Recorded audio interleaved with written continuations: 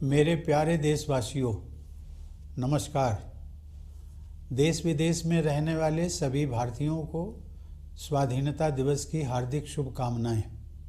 यह दिन हम सभी के लिए अत्यंत हर्ष और उल्लास का दिन है। इस वर्ष के स्वाधीनता दिवस का विशेष महत्व है क्योंकि इसी वर्ष से हम सब अपनी आज़ादी की 75वीं वर्षगांठ के उपलक्ष्य में आज़ादी का अमृत महोत्सव मना रहे हैं। इस ऐतिहासिक अवसर पर आप सभी को बहुत बहुत बधाई।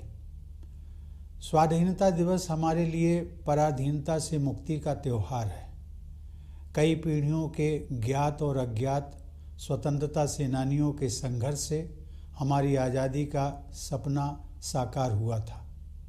उन सभी ने त्याग व बलिदान के अनूठे उदाहरण प्रस्तुत किए। उनके शौर्य और पराक्रम के बल पर ही आज हम और आप आज़ादी की सांस ले रहे हैं। मैं उन सभी अमर सेनानियों की पावन स्मृति को श्रद्धापूर्वक नमन करता हूँ। अनेक देशों की तरह हमारे राष्ट्र को भी विदेशी हुकूमत के दौरान बहुत अन्याय और अत्याचार सहने पड़े, परंतु भारत की विशेषता यह थी कि गांधी जी के नेतृत्व में हमारा स्वाधीनता आंदोलन सत्य और अहिंसा के सिद्धांतों पर आधारित रहा। उन्होंने तथा अन्य सभी राष्ट्र नायकों ने भारत को औपनिवेशिक शासन से मुक्त करने का मार्ग तो दिखाया ही, साथ ही राष्ट्र के पुनर्निर्माण की रूपरेखा भी प्रस्तुत की।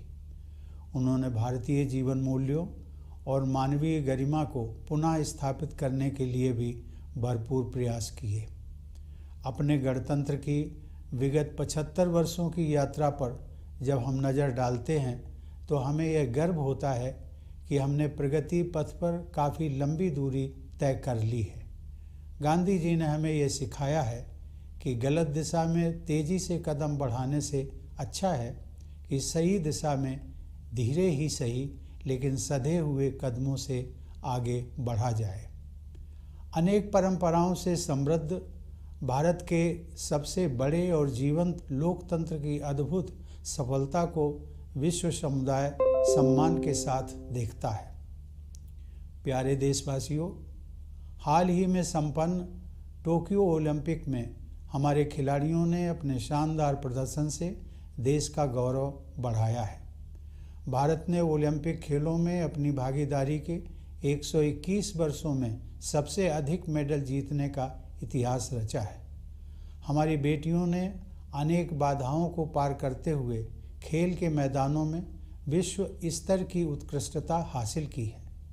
खेल कूद के साथ साथ जीवन के हर क्षेत्र में महिलाओं की भागीदारी और सफलता में युगांतरकारी परिवर्तन हो रहे हैं। उच्च शिक्षण संस्थानों से लेकर सशस्त्र बलों तक, प्रयोगशालाओं से लेकर खेल के मैदानों तक हमारी बेटियां अपनी अलग पहचान बना रही हैं। बेटियों की इस सफलता में मुझे भविष्य के विकसित भारत की झलक दिखाई देती है। मैं हर माता पिता से आग्रह करता हूं कि वे ऐसी होनहार बेटियों के परिवारों से शिक्षा लें और अपनी बेटियों को भी आगे बढ़ने के अवसर प्रदान करें। पिछले साल की तरह महामारी के कारण इस वर्ष भी स्वतंत्रता दिवस समारोह बड़े पैमाने पर नहीं मनाए जा सकेंगे, लेकिन हम सबके हृदय में हरदम भरपूर उत्साह बना हुआ है। हालांकि महामारी की तीव्रता में कमी आई है, लेकिन कोरोना वायरस का प्रभाव अभी समाप्त नहीं हुआ है। इस वर्ष आई महामारी की दूसरी लहर के विनाशकारी प्रभाव से हम अभी तक उबर नहीं पाए हैं। पिछले वर्ष सभी लोगों के असाधारण प्रयासों के बल पर हम संक्रमण के प्रसार पर काबू पाने में सफल रहे थे। हमारे वैज्ञानिकों ने बहुत ही कम समय में वैक्सीन तैयार करने का कठिन काम संपन्न कर लिया। इसलिए इस वर्ष के आरंभ में हम सब विश्वास से भरे हुए थे, क्योंकि हमने इतिहास का सबसे बड़ा टीकाकरण अभियान शुरू कर दिया था। फिर भी कोरोना वायरस के नए रूपों और अन्य अप्रत्याशित कारणों के परिणाम स्वरूप हमें दूसरी लहर का भयावह प्रकोप झेलना पड़ा। मुझे इस बात का गहरा दुख है कि दूसरी लहर में बहुतेरे लोगों की प्राण रक्षा नहीं की जा सकी और बहुत से लोगों को भारी कष्ट सहने पड़े। यह अभूतपूर्व संकट का समय था। मैं पूरे देश की ओर से आप सभी पीड़ित परिवारों के दुख में बराबर का भागीदार हूँ। यह वायरस एक अदृश्य व शक्तिशाली शत्रु है जिसका विज्ञान द्वारा सराहनीय गति के साथ सामना किया जा रहा है। हमें इस बात का संतोष है कि इस महामारी में हमने जितने लोगों की जानें गंवाई हैं उससे अधिक लोगों की प्राण रक्षा कर सके हैं। एक बार फिर हम अपने सामूहिक संकल्प के बल पर ही दूसरी लहर में कमी देख पा रहे हैं। हर तरह के जोखिम उठाते हुए हमारे डॉक्टरों, नर्सों, स्वास्थ्यकर्मियों, प्रशासकों और अन्य कोरोना योद्धाओं के प्रयासों से कोरोना की दूसरी लहर पर काबू पाया जा रहा है।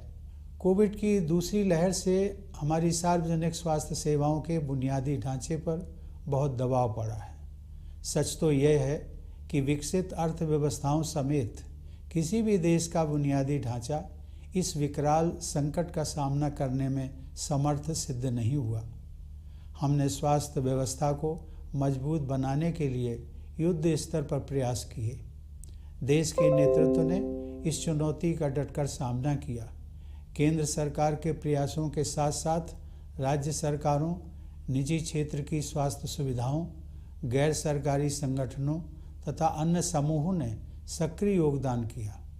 इस असाधारण अभियान में कई देशों ने उदारता से अनिवार्य वस्तुएं उसी तरह साझा की जैसे भारत ने बहुत से देशों को दवाइयाँ, उपकरण और वैक्सीन उपलब्ध कराई थी।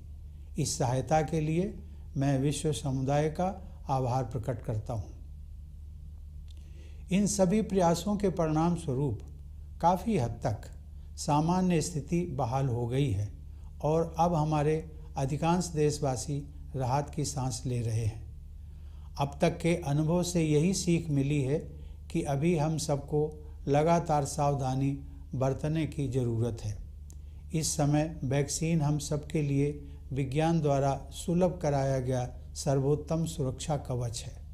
हमारे देश में चल रहे विश्व के सबसे बड़े टीकाकरण अभियान के तहत अब तक 50 करोड़ से अधिक देशवासियों को वैक्सीन लग चुकी है। मैं सभी देशवासियों से आग्रह करता हूं कि वे प्रोटोकॉल के अनुरूप जल्दी से जल्दी वैक्सीन लगवा लें और दूसरों को भी प्रेरित करें। मेरे प्यारे देशवासियों, इस महामारी का प्रभाव अर्थव्यवस्था के लिए उतना ही विनाशकारी है जितना लोगों के स्वास्थ्य के लिए।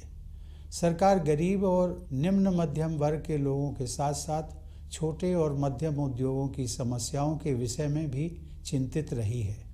सरकार उन मजदूरों और उद्यमियों की ज़रूरतों के प्रति भी संवेदनशील रही है जिन्हें लॉकडाउन और आवागमन पर प्रतिबंधों के कारण कठिनाइयों का सामना करना पड़ा है। उनकी ज़रूरतों को समझते हुए सरकार ने पिछले वर्ष उन्हें राहत प्रदान करने के लिए बहुत से कदम उठाए थे। इस वर्ष भी सरकार ने मई और जून में करीब 80 करोड़ लोगों को अनाज उपलब्ध कराया। अब यह सहायता दीपावली तक के लिए बढ़ा दी गई है। इसके अलावा कोविड से प्रभावित कुछ उद्यमों को प्रोत्साहन देने के लिए सरकार ने हाल ही में 6,28,000 करोड़ रुपए के प्रोत्साहन पैकेज की घोषणा की है। यह तथ्य विशेष रूप से संतोषजनक है कि चिकित्सा सुविधाओं के विस्तार के लिए एक वर्ष की अवधि में ही 23,220 करोड़ रुपए खर्च किए जा रहे हैं। मुझे इस बात की खुशी है कि सभी बाधाओं के बावजूद ग्रामीण क्षेत्रों में विशेष रूप से कृषि के क्षेत्र में बढ़ोतरी जारी रही है। हाल ही में कानपुर देहात जिले में स्थित अपने पैतृक गांव परौख की यात्रा के दौरान मुझे यह देखकर बहुत खुशी हुई कि ग्रामीण क्षेत्रों में लोगों के जीवन को सुगम बनाने के लिए बेहतर इंफ्रास्ट्रक्चर विकसित किया जा रहा है। शहरी और ग्रामीण क्षेत्रों के बीच की मनोवैज्ञानिक दूरी अब पहले की तुलना में काफ़ी कम हो गई है। मूलतः भारत गाँव में ही बसता है, इसलिए उन्हें विकास के पैमानों पर पीछे नहीं रहने दिया जा सकता। इसीलिए प्रधानमंत्री किसान सम्मान निधि सहित हमारे किसान भाई बहनों के लिए विशेष अभियानों पर बल दिया जा रहा है। ये सभी प्रयास आत्मनिर्भर भारत की संकल्पना के अनुरूप हैं। हमारी अर्थव्यवस्था में निहित विकास की क्षमता पर दृढ़ विश्वास के साथ सरकार ने रक्षा, स्वास्थ्य, नागरिक उड्डयन, विद्युत तथा अन्य क्षेत्रों में निवेश को और अधिक सरल बनाया है। सरकार द्वारा पर्यावरण के अनुकूल ऊर्जा के नवीकरणीय स्रोतों, विशेष रूप से सौर ऊर्जा को बढ़ावा देने के नवीन प्रयासों की विश्वव्यापी प्रशंसा हो रही है। जब ईज ऑफ डूइंग बिजनेस की रैंकिंग में सुधार होता है तब उसका सकारात्मक प्रभाव देशवासियों की ईज ऑफ लिविंग पर भी पड़ता है। इसके अलावा जन कल्याण की योजनाओं पर विशेष जोर दिया जा रहा है। उदाहरण के लिए 70,000 करोड़ रुपए की क्रेडिट लिंक्ड सब्सिडी योजना की बदौलत अपना खुद का घर होने का सपना अब साकार हो रहा है। एग्रीकल्चरल मार्केटिंग में किए गए अनेक सुधारों से हमारे अन्नदाता किसान और भी सशक्त होंगे और उन्हें अपने उत्पादों की बेहतर कीमत प्राप्त होगी। सरकार ने प्रत्येक देशवासी की क्षमता को विकसित करने के लिए अनेक कदम उठाए हैं, जिनमें से कुछ का ही उल्लेख मैंने किया है। प्यारे देशवासियों, अब जम्मू कश्मीर में नव जागरण दिखाई दे रहा है। सरकार ने लोकतंत्र और कानून के शासन में विश्वास रखने वाले सभी पक्षों के साथ परामर्श की प्रक्रिया शुरू कर दी है। मैं जम्मू कश्मीर के निवासियों, विशेषकर युवाओं से इस अवसर का लाभ उठाने और लोकतांत्रिक संस्थाओं के माध्यम से अपनी आकांक्षाओं को साकार करने के लिए सक्रिय होने का आग्रह करता हूँ। सर्वांगीण विकास के प्रभाव से अंतर्राष्ट्रीय मंच पर भारत का कद ऊंचा हो रहा है। यह बदलाव प्रमुख बहुपक्षीय मंचों पर हमारी प्रभावी भागीदारी में तथा अनेक देशों के साथ हमारे द्विपक्षीय संबंधों को सुदृढ़ बनाने में परिलक्षित हो रहा है। प्यारे देशवासियों, 75 साल पहले जब भारत ने आज़ादी हासिल की थी तब अनेक लोगों को यह संशय था कि भारत में लोकतंत्र सफल नहीं होगा।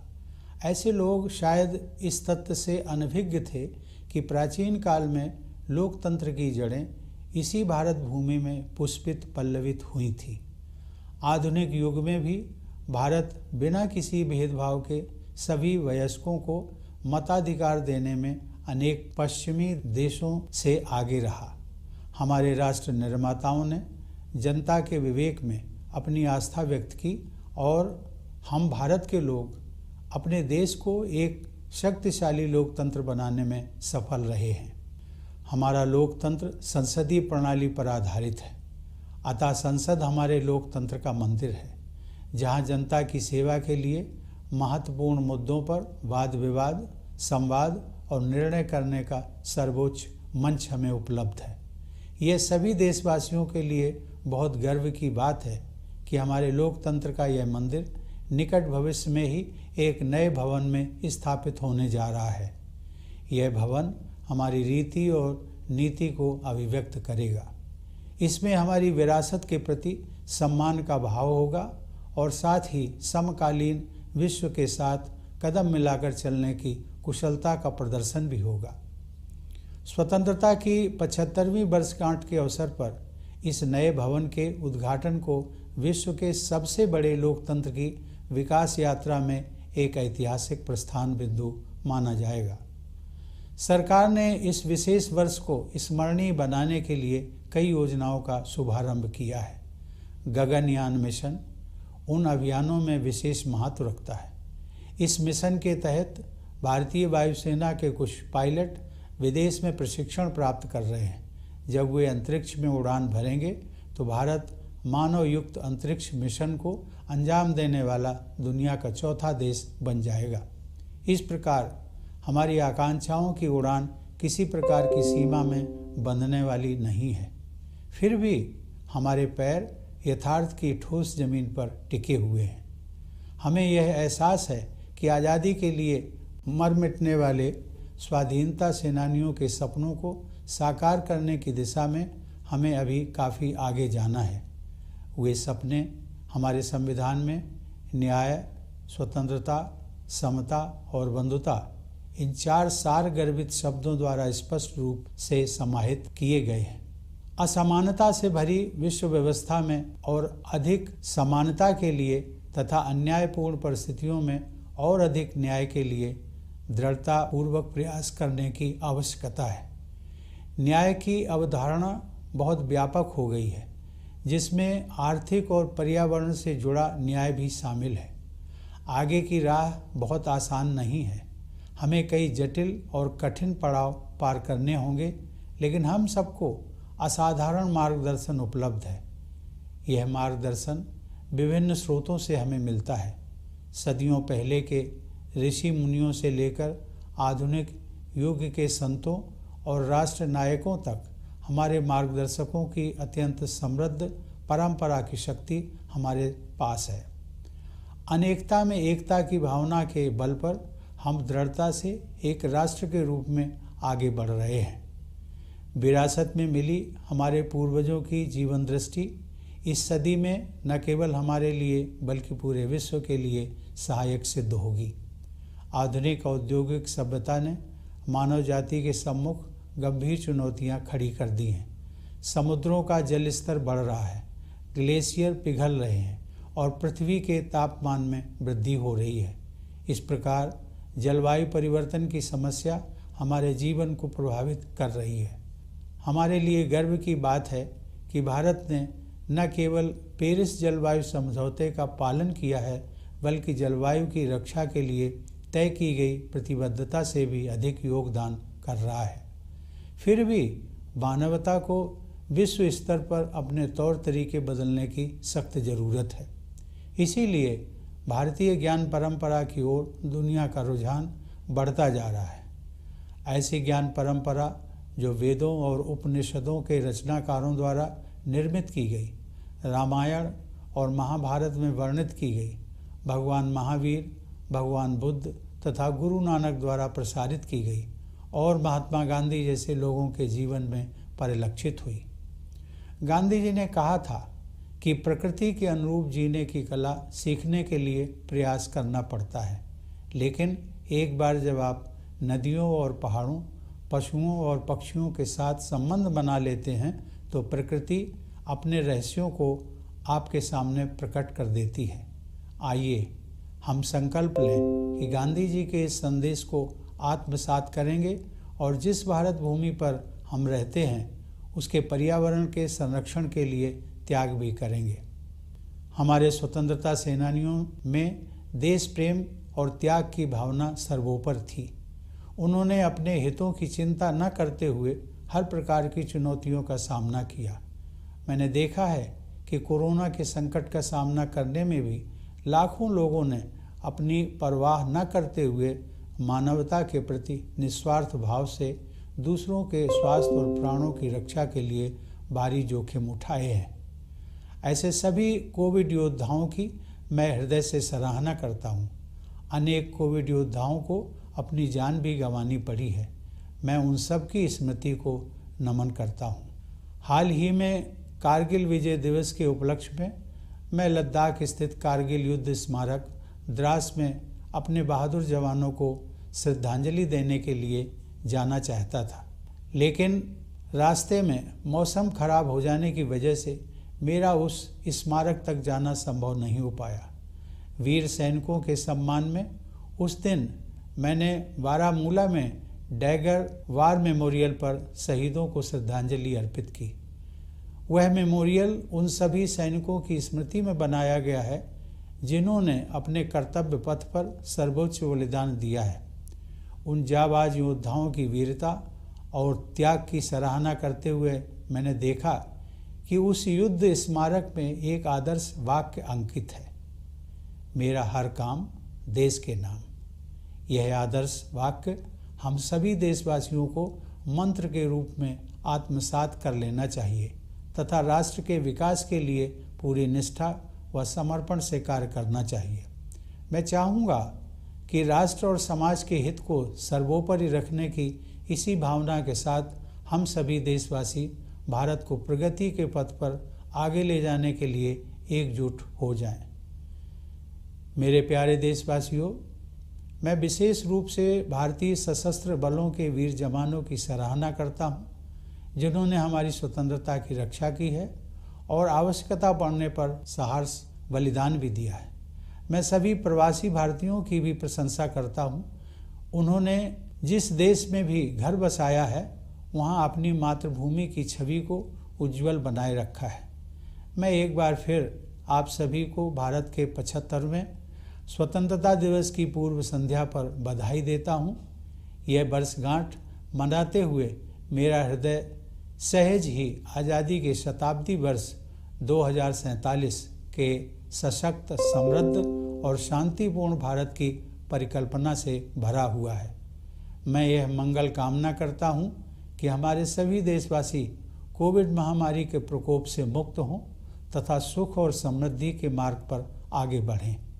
एक बार पुनः आप सभी को मेरी शुभकामनाएं। धन्यवाद। जय Hind.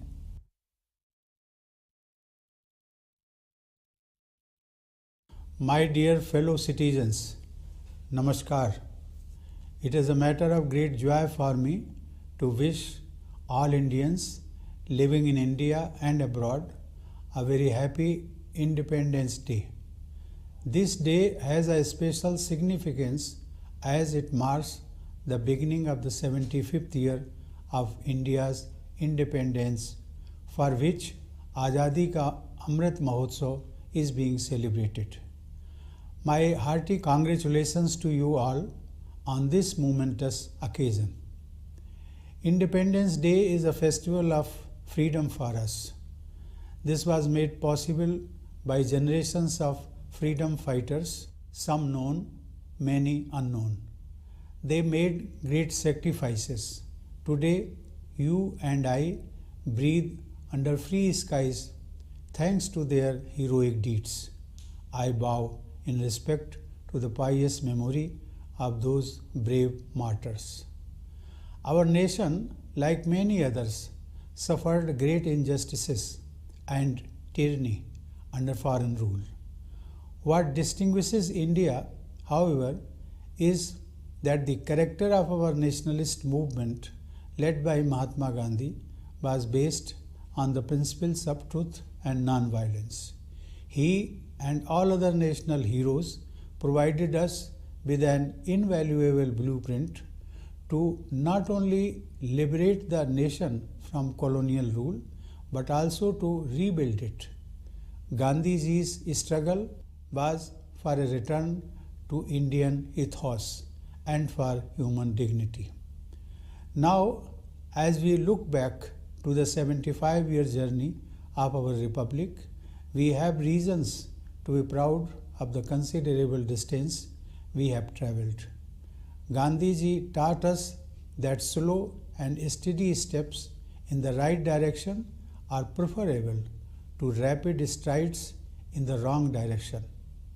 The world looks up at the miracle of India, home to the plurality of traditions and yet the biggest and most vibrant democracy.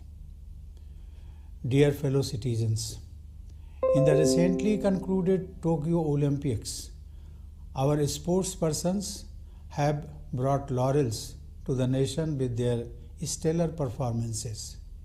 India has won the highest number of medals in the 121 years of its participation in the Olympics. Our daughters have achieved world-class excellence in playgrounds, overcoming many adversities. Along with the sports, epoch-making changes are taking place in the participation and success of women in all walks of life. From higher educational institutions to armed forces, from laboratories to playgrounds, our daughters are making their mark. In this success of our daughters, I see a glimpse of a developed India of the future. I urge every parent to learn from the families of such promising daughters and provide opportunities to their daughters also to explore avenues of growth. Like last year, this year too, the scale of Independence Day celebration may have been reduced due to pandemic. Yet, our hearts remain always filled with enthusiasm. The intensity of the pandemic has come down, but the coronavirus has not yet gone away. We are yet to come out of the devastating effects of its recurrence this year. Last year, with exceptional efforts from all, we had succeeded in bringing the spread of infections under control. Our scientists had succeeded in developing vaccines in a very short time. Therefore, at the beginning of this year, there was every reason to be hopeful as we launched the largest vaccination exercise in history. Yet, due to the new variants and other unexpected factors, we suffered from a terrible second wave. I am deeply sad that many lives could not be saved and many more suffered immensely in this phase of an unprecedented crisis. I speak for the whole nation when I say that I share the grief of all the affected families with the same intensity. The science is coping with this invisible enemy of terrible might with remarkable speed. We can take solace from the fact that more lives have been saved than the lives lost. It was our collective determination to overcome the challenge that helped us see the weakening of the second wave. Once again, our corona warriors, the doctors, nurses, and health workers, the administrators, and others risked everything to contain the impact of the second wave. The second wave brought our public health care infrastructure under stress. The reality is that no infrastructure, even of advanced economies, could withstand a crisis of such enormous proportions. Efforts were made on war footing to plug the gaps. The leadership rose to the challenge, and the government's endeavors were supplemented by initiatives of the states, private sector health care facilities, the civil society, and others. In this extraordinary mission, foreign nations shared the essentials generously, just as India had reached out to many nations with medicine, equipment, and vaccines. I am grateful to the global fraternity that came forward with a helping hand. Due to these efforts, the nation breathes a sigh of relief with the return of a semblance of normalcy. If we have learned our lessons well, we know that this is the time of extra care and caution. We shall not let our guard down. Vaccines are the best possible protection science offers to us.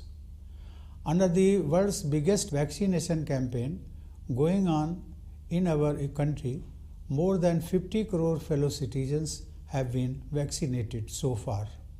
I urge all eligible citizens who are yet to get vaccinated to do so at the earliest and also inspire others. Dear fellow citizens, the economic impact of the pandemic is as disastrous as its health impact. The government has been concerned about the lower middle classes and the poor, as well as about the small and medium industries. It has been sensitive to the needs of the laborers and of employers who have been facing hardships due to the lockdowns and movement restrictions. Sensitive to their needs, the government had taken a series of relief measures last year. This year also, the government had distributed food grains to about 80 crore people in May and June. This benefit has been extended till Diwali. Moreover, the government has announced a new stimulus package worth Rs 6,28,000 crore to boost the selected COVID-affected sectors. In particular, it is heartening to note that an amount of Rs 23,220 crore is being spent over 1 year for expansion of medical facilities. It is heartening to note that rural India, particularly the agriculture sector, has kept growing against all odds. In a recent visit to my ancestral village Paronk in Kanpur Dehat district, I was quite pleased to find that better infrastructure is being developed to make life better for people in rural areas. The psychological distance between the urban and the rural is now much less as compared to the past. After all, India lives in its villages, which cannot be allowed to lag behind in development. That is why special campaigns, including the Pradhan Mantri Kisan Samman Nidhi, are being implemented for the welfare of our farmers.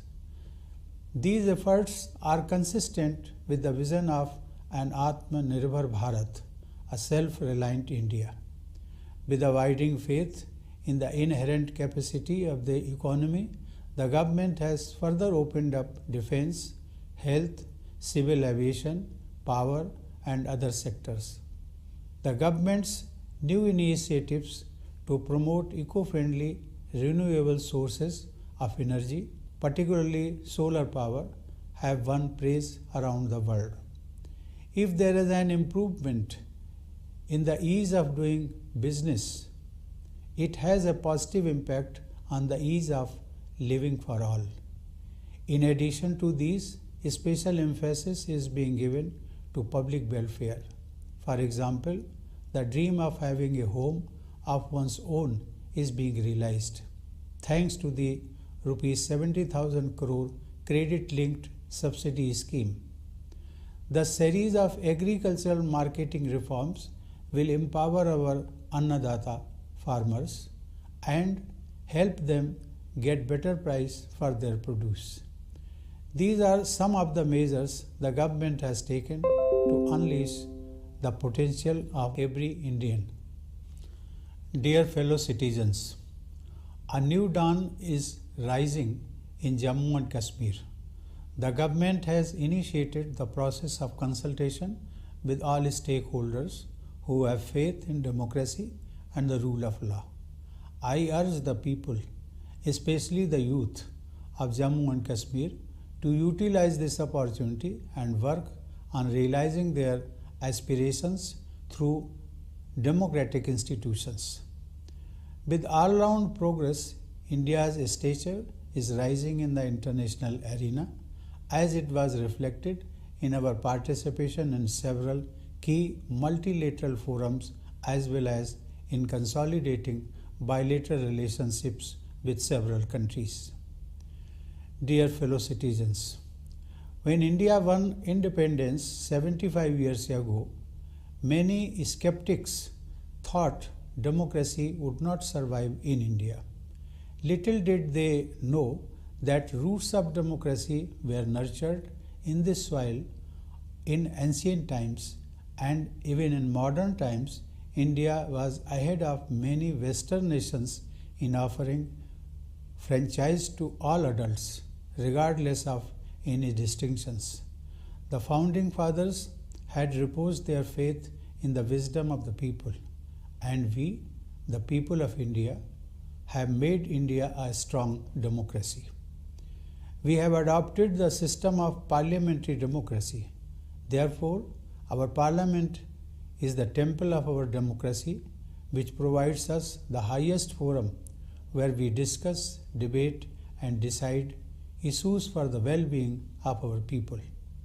It is a matter of great pride for all Indians that our parliament will soon be housed in a new building. It will be a fitting statement of our outlook. It will honor our legacy while also walking in step with the contemporary world. It is more than symbolic that the new building will be inaugurated in the year of the 75th anniversary of independence. The government has planned many initiatives to make this special year memorable, and the most exciting of them all may as well be the Gaganyaan mission. Pilots of the Indian Air Force have been receiving training abroad. When they fly off into space, India will become only the fourth nation on the planet to carry out a manned space mission. When it comes to the flights of our ambitions, we don't let any limitations define us. Yet we keep our feet on the ground. We acknowledge that we still have a long way to go in realizing the dreams of those who won the freedom for us. Our Constitution neatly summarizes those dreams in 4 words: justice, liberty, equality, and fraternity. We must strive for more equality in an unequal world, more justice in unjust circumstances. Justice has come to encompass a large range of connotations, including economic and environmental justice. The road ahead is not easy. We will have to negotiate many twists and turns, but we have the benefit of incomparable guidance. It comes to us from diverse sources, from the venerable seers of millennia ago, down to the sages and leaders of more recent times. In the spirit of unity in diversity, we as a nation are following the right course. This vision, derived from the unique Indian heritage, is going to be helpful not only to us but to the whole world in this century. Modern industrial civilization has posed serious challenges before humankind. Climate change has become a reality of life. With seas rising, glaciers melting, and temperatures soaring, India is proud of not only adhering to the Paris Climate Agreement but doing more than what the country has committed to protect the climate.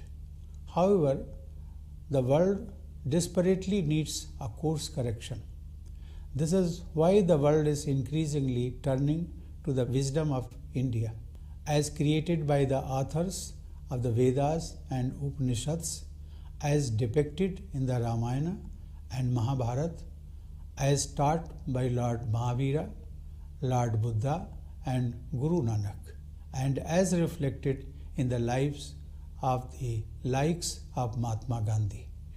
Learning the art of living in tune with nature requires effort, Gandhiji says. But once you establish a relationship with rivers and mountains, birds and animals, nature reveals its secrets to you. Let us resolve to listen to this message of Gandhiji and also to make sacrifices for the sake of the land we live in. The spirit of patriotism and sacrifice was paramount among our freedom fighters. They faced all kinds of challenges without caring for their own interests. I have seen that in the face of corona crisis, lakhs of people have taken enormous risks to protect others with the spirit of selfless service for humanity. I convey my profound appreciation for all such COVID warriors. Many of them succumbed to COVID-19. I pay homage to them. Recently, on the occasion of Kargil Vijay Divas, I wanted to visit the Kargil War Memorial, Dras, in Ladakh, to pay homage to our brave soldiers. But due to bad weather, it was not possible for me to reach that monument. On that day, I paid homage to our brave soldiers at the Dagger War Memorial in Baramulla. That memorial has been built in the memory of all the soldiers who have made the supreme sacrifice in their line of duty.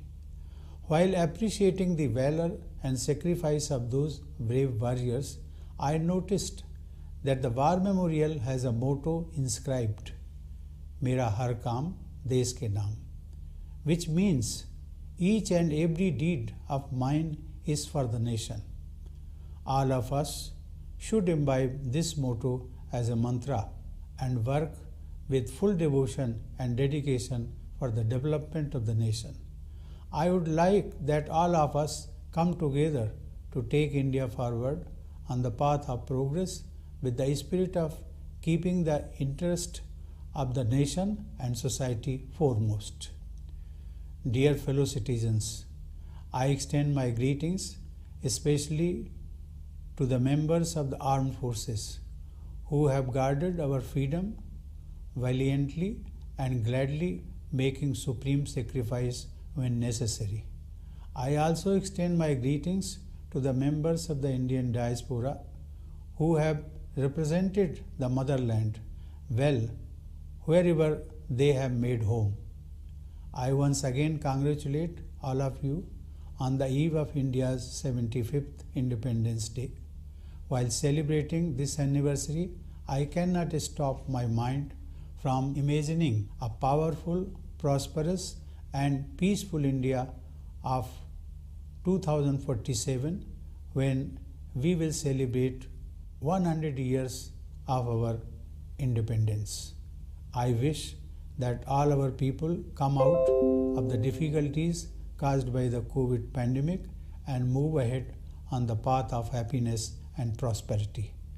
Once again, my best wishes to all of you. Thank you. Jai Hind.